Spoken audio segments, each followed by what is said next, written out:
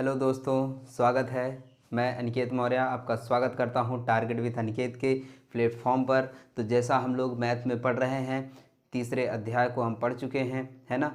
तो हमारा जो अध्याय है वह है आज चौथा, जिसमें हम लोगों ने मूल निकालने सीखे हैं। तो आज हम लोग मूल निकालने की एक और विधि के बारे में सीखेंगे। पहला जो विधि हमने सीखा था वह यह सीखा था कि कैसे गुणनखंड करके मूल निकाला जाए। ठीक है, तो आज हम लोग सीखेंगे श्रीधराचार्य का सूत्र। श्रीधराचार्य सूत्र को हम लोग क्या कहते हैं? द्विघात सूत्र भी कहते हैं। क्या कहते हैं? द्विघात सूत्र कहते हैं। ठीक है, तो द्विघात समीकरण का भी सूत्र हम लोग उसी को कहते हैं। तो आइए आज हम लोग शुरू करते हैं एक समीकरण को। ठीक है, तो देखिए द्विघात समीकरण का जो व्यापक समीकरण है, ठीक है, क्या है? व्यापक समीकरण। क्या है भैया? व्यापक समीकरण। अगर हम व्यापक समीकरण की बात करें तो है ax² plus bx plus c बराबर 0 के मूल। ध्यान रखिए, के मूल। अगर हम मूल की बात करें तो श्रीधराचार्य ने एक सूत्र दिया था, क्या? -b plus minus under root b² minus 4ac/2a। ध्यान रखिएगा, ये जो ए बी सी यूज हुए हैं यह आपके मूल समीकरण से यूज हुए हैं। यहाँ पे अचर पद क्या है? सी है, और यक्स का गुणांक बी है, और यक्स स्क्वायर का गुणांक क्या है? ए है। क्या है भैया? एक्स स्क्वायर का गुणांक ए है। इस बात को ध्यान रखिएगा, यह क्या है? एक द्विघात समीकरण है। ठीक है, अब देखिए ये जो मूल निकाले गए हैं यहीं पर एक विविक्त कर भी होता है। क्या होता है भैया? विविक्त कर। ठीक है, विविक्त कर, ये भी ध्यान रखेंगे। विविक्त कर को डी से प्रदर्शित करते हैं, डिस्क्रिमिनेंट कहते हैं। ठीक है, तो यहाँ ध्यान रखिएगा, विविक्त कर जो होता है यह होता है b² माइनस का 4ac। ठीक, ये जो विविक्त कर है इसी के ऊपर किसी भी द्विघात समीकरण के मूल निर्भर करते हैं। क्या करते हैं? मूल निर्भर करते हैं। कैसे? जरा देखिए, यहाँ एक मान दिया गया है प्लस माइनस, ये अलग अलग मूल। द्विघात समीकरण होते हैं, दो मूल होते हैं। द्विघात समीकरण के क्या होते हैं? दो मूल होते हैं। अब ये दो मूल कैसे होंगे यह निर्भर करेगा इस पूरी वैल्यू के ऊपर। अगर देखें तो ये -b/2a तो दोनों में रहेगा, और बदलेगा क्या? एक बार यही वैल्यू जुड़ेगी और एक बार यही वैल्यू घटेगी। प्लस माइनस का मतलब एक बार प्लस में एक बार माइनस में। ठीक है, अगर यह वैल्यू जुड़ती है, कुछ वैल्यू निकल के आती है, जितना जुड़ेगी उसी के हिसाब से जुड़ने पर मान बढ़ जाएगा और घटने पे मान कम हो जाएगा। बात यही तो होगी, दो तरीके की वैल्यू निकल के आएगी। तो ऐसे ही तो यहाँ d की तीन अलग अलग तरीके की, इसकी जो वैल्यू होगी d b² माइनस 4ac, तीन अलग अलग वैल्यू होगी। एक तो क्या होगी? बराबर 0 की हो सकता है इसका मान क्या हो जाए? 0 के बराबर हो जाए। हो सकता है d की जो वैल्यू है वो 0 से बड़ी हो जाए।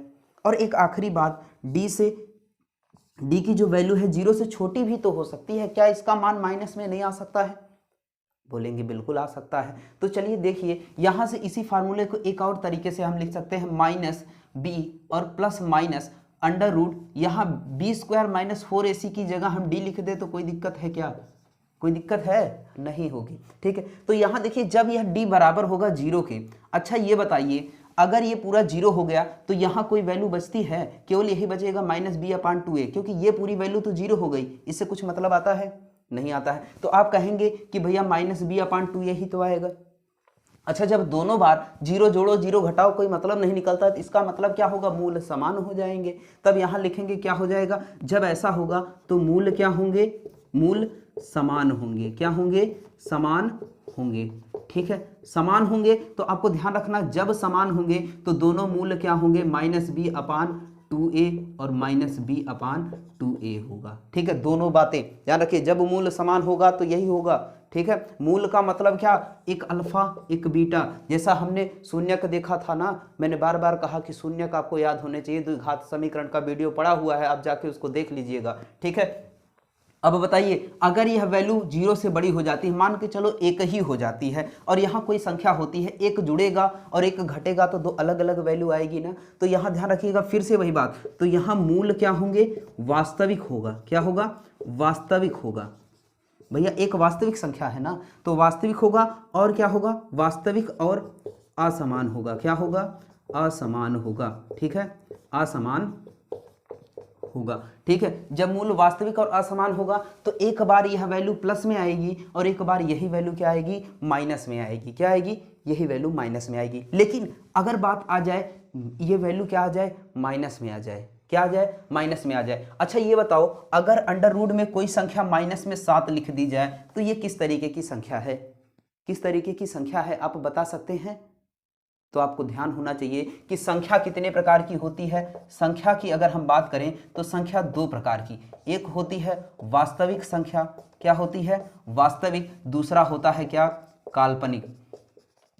अभी तक जो हम संख्याएं पढ़ते आए हैं वो सभी क्या हैं, वास्तविक संख्याएं पढ़ते आए हैं। लेकिन जब कोई संख्या रूट में हो, क्या हो, रूट में हो, और वह माइनस में भी हो, रूट में हो साथ ही साथ किस में हो, माइनस में भी हो, तो वह संख्या क्या हो जाती है भैया, वह संख्या हो जाती है काल्पनिक संख्या। तो ऐसी स्थिति में क्या होगा, मूल क्या हो जाएंगे, मूल क्या हो जाएंगे, काल्पनिक हो जाएंगे। क्या हो जाएंगे भैया, काल्पनिक होंगे। क्या होंगे, मूल काल्पनिक होंगे।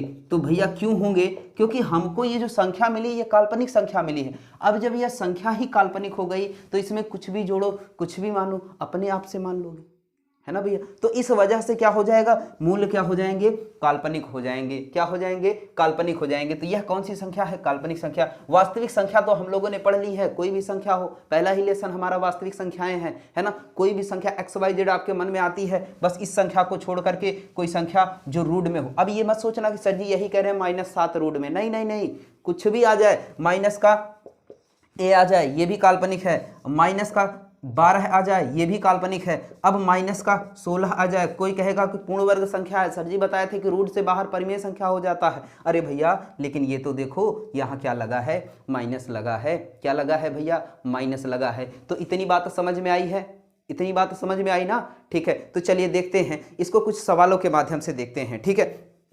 इतना हो गया ना, इतना हो गया, तो चलिए ठीक है, तो ये हम मान लेते हैं कि हो गया, ठीक। चलिए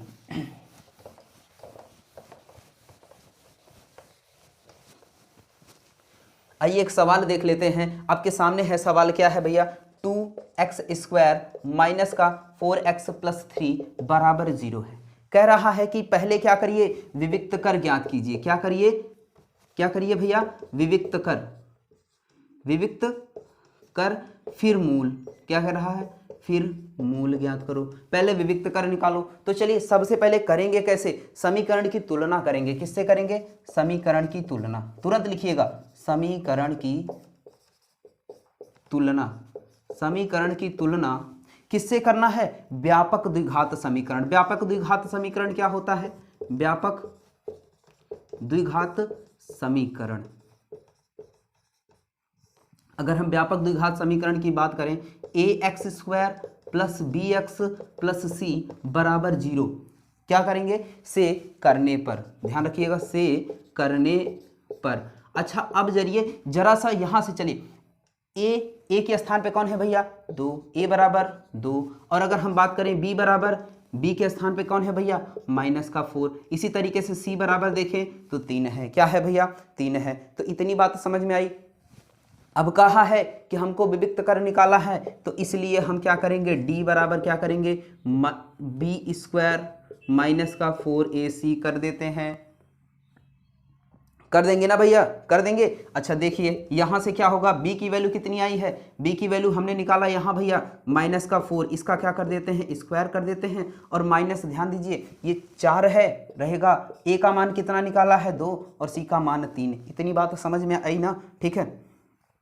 फिर देखिए यहां से हो जाएगा, इसका मान माइनस में हो चाहे प्लस में हो, तो भैया कोई भी संख्या का स्क्वायर करते हैं तो वो हमेशा किस में आता है, प्लस में आता है। तो 4 चौक 16 हो जाएगा, और माइनस 4 दूना 8 3 24। अच्छा ये बताओ ये कितना आया भैया, -8 आया। अच्छा अभी तो हमने बताया था अगर d की वैल्यू छोटी हो 0 से, अच्छा -3 रुपए 0 से छोटा है कि बड़ा है, -3 रुपए छोटा है ना, तो वैसे -8 रुपए क्या है, 0 से छोटा है। तो यहां लिखेंगे चूंकि d इज लेस देन 0, ठीक है, d इज लेस देन 0, इसलिए अतः हम कह सकते हैं, अतः दिए गए समीकरण का मूल क्या होगा, काल्पनिक होगा। क्या होगा, काल्पनिक होगा। तो हम क्या लिख सकते हैं, अतः दिए गए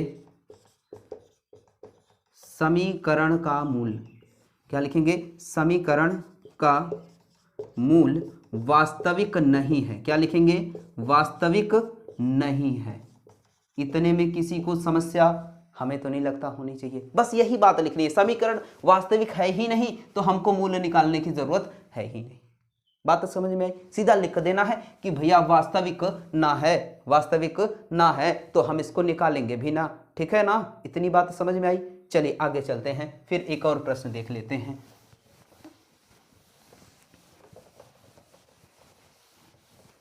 आइए एक और प्रश्न देखते हैं। क्या देख लेते हैं? एक और प्रश्न देख लेते हैं। अब देखिए थोड़ा सा प्रश्न का स्टैंडर्ड हाई करते चलते हैं, थोड़ा थोड़ा सा देखते चलते हैं।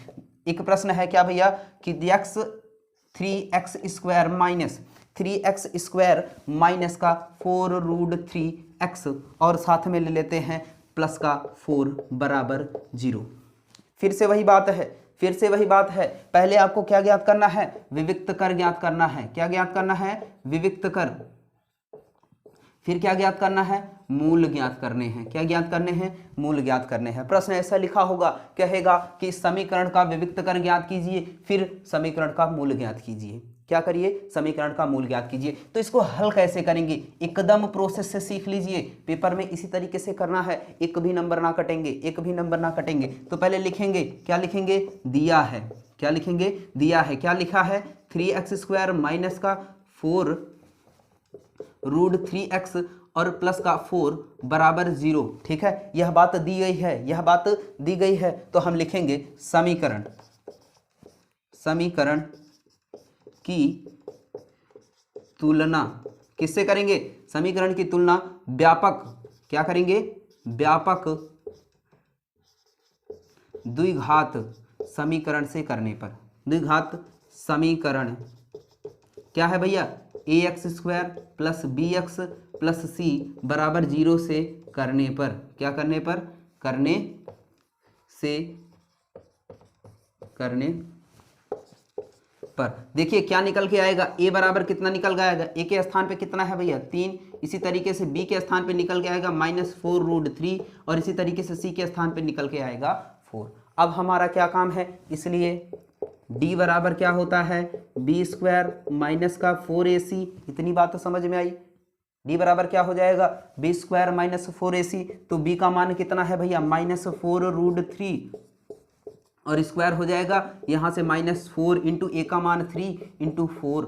जरा इतनी बात समझ में आई? अच्छा ये बताओ, ये माइनस है, मैंने फिर से बताया अगर माइनस में है तो प्लस हो जाएगा, कोई मतलब नहीं, माइनस हो या प्लस हो आंसर प्लस में ही आना है। 4 चौक 16 और कोई संख्या रूट में हो और उसका स्क्वायर भी हो तो वह वही संख्या आंसर आता है।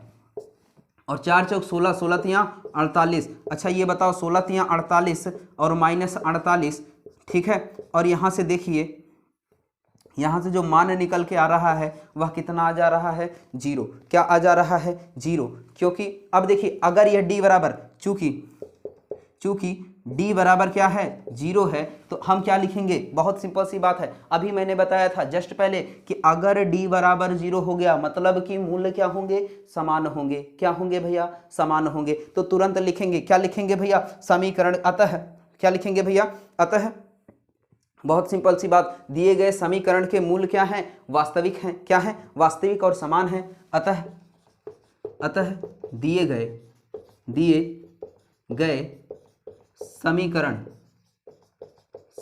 के मूल वास्तविक व क्या है? समान है। क्या है भैया? वास्तविक व समान है। तब क्या हो जाएगा? तब क्या हो जाएगा जरा बताएंगे आप सभी लोग? तब क्या हो जाएगा? तब यहां से ध्यान दीजिएगा, हमने कहा था x बराबर क्या होता है? माइनस का b प्लस माइनस √d अपान में 2a। अच्छा बताओ -b की वैल्यू कितनी आई थी भैया? माइनस, यही तो माइनस का 4√3, ठीक है। और यहाँ से प्लस माइनस d की वैल्यू कितनी आई है? 0 अपान में 2 इंटू 3। इतनी बात समझ में आई? अच्छा और देख लेते हैं, अब यहाँ माइनस माइनस प्लस हो गया तो यहाँ से हो गया 4√3 बटे में 6। अच्छा 2 से इसको काट दो, फिर ये 3 आ गया, तो आ गया कितना? 2√3 बटे में 6। अच्छा एक बात और बताई, जब ये वैल्यू आई 0 आई, कोई मतलब है नहीं। और मैंने बताया था कि समान है, अतः द्विघात समीकरण, अतः दिए गए समीकरण का मूल क्या हो जाएंगे? अतः दिए गए समीकरण के मूल क्या हो जाएंगे भैया, अतः दिए गए समीकरण के मूल क्या हो जाएंगे, 2√3/6 और यही तो होगा फिर से 2√3/6 है, क्योंकि मूल समान थे इसलिए दोनों बार यही आएगा, मूल समान थे इसलिए दोनों बार यही आएगा। इतनी बात समझ में आई, ठीक है, इतनी बात समझ में आ गई। तो चलिए ठीक है, देखते हैं एक और सवाल देखते हैं।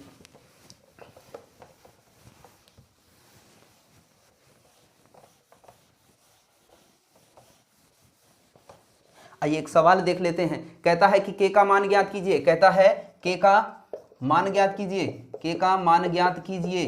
कैसे ज्ञात कीजिए, कह रहा है कि के का मान ज्ञात कीजिए जब मूल क्या हो भैया, मूल समान हो। क्या हो, मूल समान हो। तो ऐसे समीकरणों के लिए के का मान ज्ञात करना है जब मूल समान हो। ऐसा प्रश्न बार बार परीक्षा में बना है, हर बार बनता है परीक्षा में ऐसे प्रश्न। तो चलिए देखते हैं क्वेश्चंस के माध्यम से, ठीक है, और क्वेश्चंस के माध्यम से क्या हो जाएगा, 2x²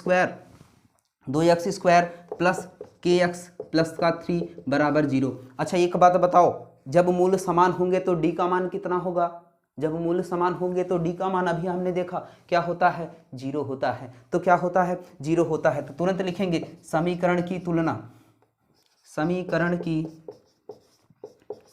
की तुलना किससे करते हैं, तुलना ax² plus bx plus c बराबर 0 से करने पर, क्या करेंगे, से करने पर। तो यहाँ से a बराबर कितना आ जाएगा 2 और b बराबर आ जाएगा k और c बराबर आ जाएगा 3। तब हम क्या करेंगे, तब क्या करेंगे, इसलिए d बराबर क्या होता है, b² माइनस का 4ac होता है या नहीं होता है भैया, बोलेंगे होता है। क्या होता है b का मान क्या है k का स्क्वायर हो जाएगा माइनस 4 इंटू a का मान 2 3। तो यहाँ से k² बराबर आ जाएगा k² माइनस का 2 4 दूना 8 3 24 आ जाएगा। अब देखिए फिर से वही बात, क्योंकि समीकरण के मूल बराबर हैं तो यहाँ लिखेंगे क्योंकि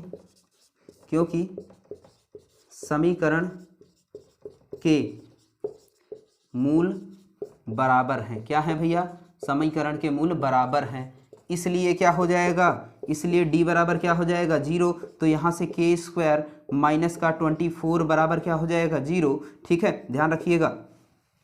अब यहाँ से क्या हो जाएगा, k² बराबर क्या हो जाएगा, इधर बोलो ध्यान दो, यहाँ से हो जाएगा 24, ठीक है। अब देखो k² बराबर हो जाएगा अंडर रूट में 24, और अगर हम इसकी वैल्यू निकालने की बात करें तो यहाँ से ये स्क्वायर हट जाएगा भैया, ध्यान रखिए, इधर आए रूट बन गया। तो k बराबर आ जाएगा प्लस माइनस 2√3, क्या हो जाएगा 2√3। ये कैसे आया ये तो जानते हो ना, अच्छा चलो नहीं जानते ये भी सीख लो एक बार, है ना भैया। 24 का फैक्टर करोगे, क्या करोगे, 24 का फैक्टर करोगे, 2 दूना 4 दूना 8 3 24, इसका पेयर बना, जिसका पेयर बना उसको बाहर रखो, ठीक है, और जिसका नहीं बनता है उसको वहीं रखो, ठीक है। तो k बराबर हो जाएगा। अब जब रूट से बाहर कोई चीज़ निकलती है तो प्लस और माइनस दोनों हो सकते हैं, प्लस भी रहा होगा माइनस भी रहा होगा, ठीक है। तो इसलिए हम कुछ नहीं जानते तो हम दोनों लिखते हैं, तो 2√6 हो जाएगा आपका आंसर, ठीक है। क्या हो जाएगा, 2√6 हो जाएगा इसका आंसर। और प्लस माइनस दोनों, प्लस और माइनस दोनों, क्योंकि दो मूल कुछ भी हो सकता है, प्लस रखोगे तब भी आंसर आएगा, माइनस रखोगे तब भी आंसर आएगा। तो इतनी बात हमें लगता है समझ में आ गई, इतनी बात समझ में आई ना, ठीक है। तो इसको देख लीजिएगा। फिर वर्ड प्रॉब्लम के माध्यम से सीखते हैं किस तरीके से वर्ड्स प्रॉब्लम आएंगी, शब्दों का खेल कैसा चलेगा, ठीक है। तो यहाँ देखिए एक प्रश्न लिखा है, एक ऐसी बगिया, क्या एक ऐसी बगिया बनाना संभव है। कह रहा है कि एक बगिया बनानी है भैया, कह रहा है जिसकी लंबाई चौड़ाई से 2 गुनी है। किसके, लंबाई जो है चौड़ाई से 2 गुनी है, इसका मतलब चौड़ाई जो होगा छोटी होगी और लंबाई क्या होगी, बड़ी होगी। तो हमें जब भी इस तरीके के प्रश्न मिले तो देखिए कौन किससे रिलेट कर रहा है, तो लंबाई चौड़ाई से रिलेट कर रही है तो आपको तुरंत समझ जाना है कि हमको किसको मानना है, चौड़ाई को मानना है। और कह रहा है कि और उसका क्षेत्रफल 800 मीटर स्क्वायर है। क्या है, क्षेत्रफल 800 मीटर। एक रिलेशन भी दे दिया कि भैया उसका क्षेत्रफल जब निकालेंगे तो 800 मीटर स्क्वायर है। अगर है, कह रहा कि अगर है तो लंबाई भी निकालिए चौड़ाई भी निकालिए। कह रहा कि अगर ऐसा पॉसिबल हो सकता है तो आप लंबाई और चौड़ाई दोनों निकाल कर बता दीजिए, ठीक है। बता सकते हैं ना, बोलिए बता सकते हैं कि नहीं बता सकते हैं, ठीक है। तो चलिए देखते हैं क्या ऐसा हो सकता है। अगर हो गया तो बड़ी अच्छी बात होगी, हो गया तो बड़ी अच्छी बात होगी। तो आइए देखते हैं, कह रहा है तो तुरंत मानेंगे, माना। कौन रिलेटेड है, लंबाई चौड़ाई से रिलेटेड है, लंबाई चौड़ाई से रिलेटेड है, तो हमको किसको मानना है, इसी चौड़ाई को मानना है। तो क्या करेंगे, माना बगिया की चौड़ाई, क्या मानेंगे भैया, चौड़ाई, ठीक है, बराबर कितना, x मीटर, क्या है, x मीटर। तब इसलिए क्या हो जाएगा, बगिया की लंबाई क्या हो जाएगी भैया, बगिया की लंबाई, ध्यान रखिएगा, बगिया की जो लंबाई है वो चौड़ाई की 2 गुनी है। 2 गुनी का मतलब 2 से गुणा, 2 गुनी का मतलब 2 से गुणा, मतलब 2x मीटर हो जाएगा। क्या हो जाएगा, 2x मीटर हो जाएगा। इसलिए बगिया का क्षेत्रफल क्या है, बगिया का क्षेत्रफल जो दे रखा है, क्या है, बगिया का क्षेत्रफल जो दे रखा है, ठीक है, क्या दिया रखा है भैया, बगिया का क्षेत्रफल जो होगा, इसलिए बगिया का क्षेत्रफल जो होगा वो क्या होगा भैया, x गुणे 2x हो जाएगा, क्या हो जाएगा, मीटर स्क्वायर हो जाएगा, क्या हो जाएगा, मीटर स्क्वायर हो जाएगा। क्यों हो जाएगा, क्योंकि लंबाई गुणे चौड़ाई ही तो होता है एरिया, क्योंकि आयताकार बगिया है। ध्यान रखिए, कोई ऐसी लंबाई और चौड़ाई की बात कर रहा है, ठीक है। तो यहाँ से x से 2x स्क्वायर मीटर स्क्वायर हो जाएगा। प्रश्नानुसार अगर हम चलें, अगर देखिए प्रश्नानुसार की बात करते हैं, किसकी, प्रश्नानुसार जो 2x स्क्वायर है वो किसके बराबर होना चाहिए, 800 मीटर स्क्वायर के बराबर होना चाहिए। क्यों, क्योंकि क्षेत्रफल कितना हमने निकाला, 2x स्क्वायर, और इसने कहा है कि क्षेत्रफल कितना होना चाहिए, 800 मीटर स्क्वायर, 800 मीटर स्क्वायर। तो चलिए कुछ ना करते हुए, तो यहाँ से x स्क्वायर बराबर 800 बटे 2 और x स्क्वायर बराबर हो जाएगा 400, ठीक है। तो x बराबर हो जाएगा अंडर रूट में 400 और x बराबर आ जाएगा प्लस माइनस 20। अब अच्छा ये बताओ, x का मान आ गया, x क्या है, एक चौड़ाई है, चौड़ाई का मतलब एक लंबाई मापी जा रही है। लंबाई माइनस में माप सकते हैं क्या, लंबाई माइनस में माप सकते हैं क्या, तो बोलेंगे भैया नहीं नहीं नहीं, बिल्कुल नहीं माप सकते। तो यहाँ तुरंत लिखेंगे, क्या लिखेंगे, क्योंकि क्या लिखेंगे, क्योंकि क्या है, बगिया की चौड़ाई क्या है, ऋणात्मक नहीं हो सकती। बगिया की चौड़ाई कितनी है, नहीं हो सकती। क्यों नहीं हो सकती, ऋणात्मक नहीं हो सकती, क्योंकि बगिया की चौड़ाई ऋणात्मक नहीं हो सकती, ठीक है भैया, बगिया की चौड़ाई ऋणात्मक नहीं हो सकती है ना। इसलिए क्या हो जाएगा, इसलिए बगिया की चौड़ाई क्या हो जाएगी भैया, आप बताइएगा, चौड़ाई बगिया की क्या हो जाएगी, चौड़ाई बराबर क्या हो जाएगा, 20 मीटर, क्योंकि x का ही तो मान है, x ही तो माना है। तब क्या हो जाएगा, इसलिए जब ये 20 हो गया तो इसने सीधे सीधे कहा है कि चौड़ाई का 2 गुना है, इसलिए लंबाई बराबर क्या हो जाएगा, 2 गुणे 20 बराबर कितना हो जाएगा, 40 मीटर। कहने का मतलब ऐसा संभव था तब हमने इसको बनाया। इतनी बात समझ में आई कि ना आई भैया, आ गई ना। तो चलिए ठीक है, इतना नोट कर लेते हैं।